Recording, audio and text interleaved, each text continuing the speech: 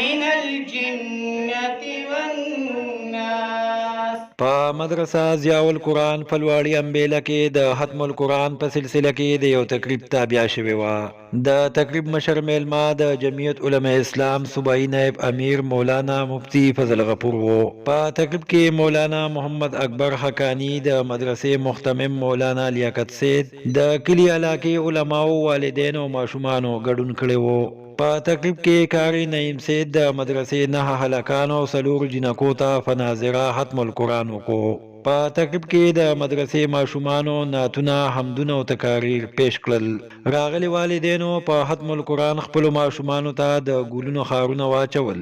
او د خوشحالۍ اظهار یې وکړو. تقریب ته د خطاب په وخت سابقه ایم پی ای مولانا مفتی فضل غفور او مولانا محمد اکبر حقانی د مدرسو په ضرورت او اهمیت د قرآن او حدیث په رڼا کې تفصیلی بحث وکړو. مقررین وویل چې مدرسې د اسلام کلاګانې دي، چېرته نه چې د علم رڼاګانې خورېږي. هغوی وویل چې په مدرسو کې ماشومان د قرآن او حدیث زده کړې کوي او بیا دا ماشومان نورو خلکو ته قرآن او حدیث ښایي چې له وجې عام خلک د اسلام د تعلیماتو خبرېږي. هغوی عوامو ته اپیل وکړو چې خپل ماشومان په مدرسو کې داخل کړي چې دنیا او آخرت یې ښایسته شي. مقررینو عوامو ته وویل چې د مدرسو سره خپل مالی تعاون جاري ساتي ځکه چې دا مدرسې د عوامو په تعاون چلیږي. په دې موقع مولانا مفتی فضل غفور وویل چې د پاکستان د مدرسو برکت دی چې د 198 ملکونو د قرت په مقابله کې هر کال پاکستان اول پوزیشن اخلي. هغوی ځوان کول ته اپیل وکړو چې د خپل مور پلار قدر کوي او د هغوی تابعداري کوي چې دنیا او آخرت مو ښایسته شي. په دې موقع د مدرسې مختمم مولانا لیاقت سید وویل چې ان شاء الله په را روان کال کې به زموږ د مدرسې نه حافظان هم فارغ شي. دې کلي کې درته الله مدرسه نصیب کړې ده، د قرآن رحمتونه الله درته نصیب کړي دي او د دې بچو د قرآن پاک تلاوتونه درته الله نصیب کړي دي. دا نه ماشومان الکان او دا ورسره څلور جنکۍ د قرآن پاک ختمونه دي کړي دي. دا 14 ماشومان د دې مور او پلار ته، د دې رونو خویندو ته او د دې کورنو خاندانونو والو ته زه مبارکي ورکوم.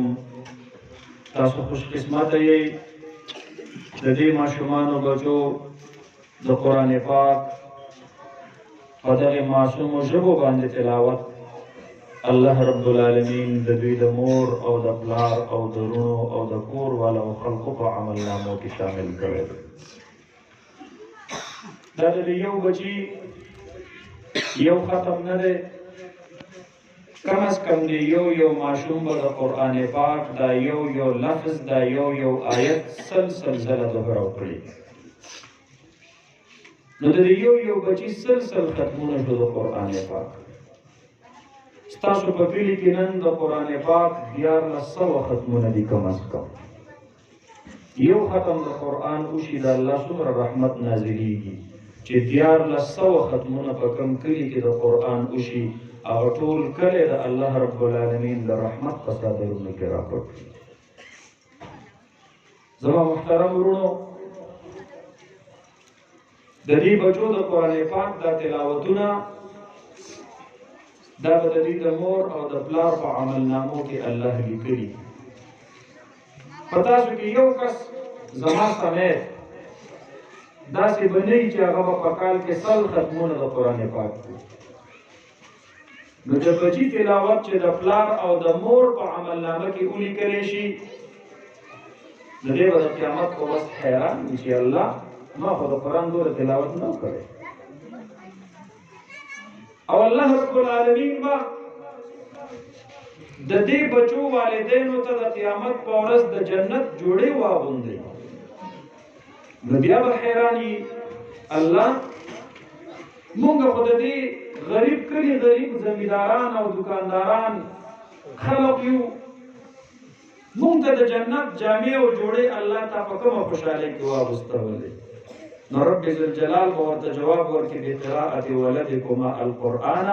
ستاسو بچو چې کوم قرآن پاک تلاوت کړو د هغې د تلاوت د برکته مو نن د دې بچو مور او پلار ته د جنت جامې واغوستلو نو د جنت جامه چې الله چاته واغوستی دا د دې دپاره نه چې دی به پکې جهنم ته ځي د دې بچو د قرآن پاک دا تلاوتونه دا کله کله الله رب العالمین د روغ اهل علاقې دپاره د عذابونو د دفع کولو ذریعه وګرځي کله کله الله رب العالمین په یو قوم باندې د عذاب فیصله وکړي حتما مقضیه اټل فیصله الله وکړي نبی علیه الصلاة والسلام مبارک فرمایي فيقرأ صبي من صبيانهم من الكتاب الحمد لله رب العالمين په دغه کلي په ماشومانو کې یو ماشوم بچی مدرسې ته لاړ شي او هغه قاري صاحب ته کښېني او قاري صاحب ورته وایي بچیا بسم الله الرحمن الرحيم الحمد لله رب العالمين الرحمن الرحيم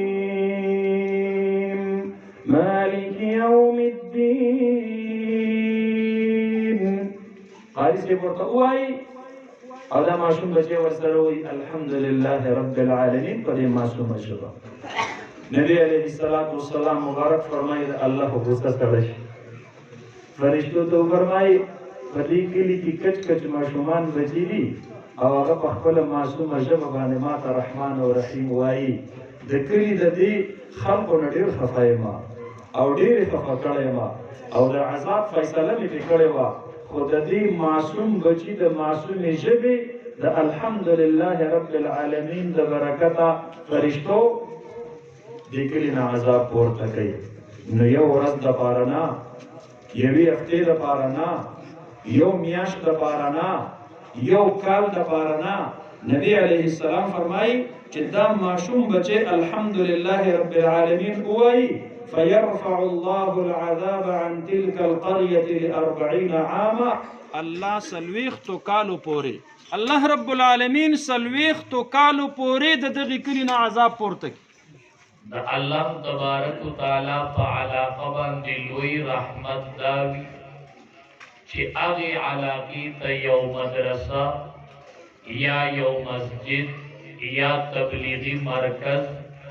داسی د دین او د هدایت یو مرکز الله یوی علاقی لورکی دا د الله تبارک وتعالى په ټول علاقه باندې خوش قسمتی نن چې دا علاقه خپل ښکاری نه دا په دې مدرسې باندې خپل ښکاری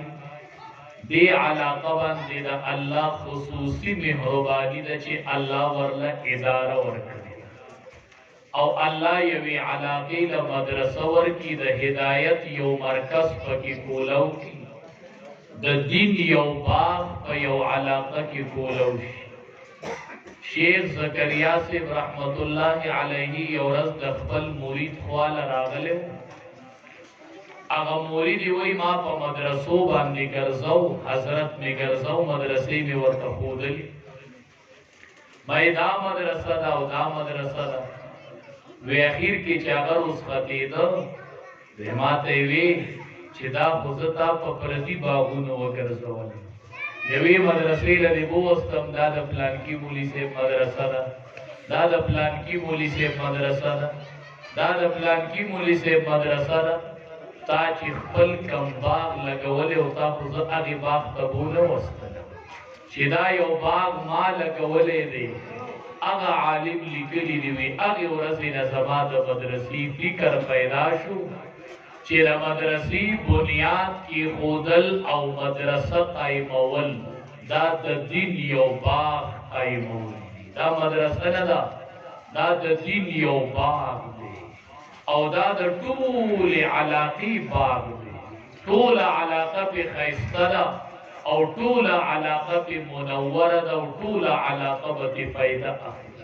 دا ډېره خوش قسمته علاقې چې هغې کې مدرسه قایم هغې ته طلبا راځي او سبقونه وایي او لارو باندې را روان دي او دا لارې ډکې ډکې را روان دي او مدرسې ته دا ماشومان را روان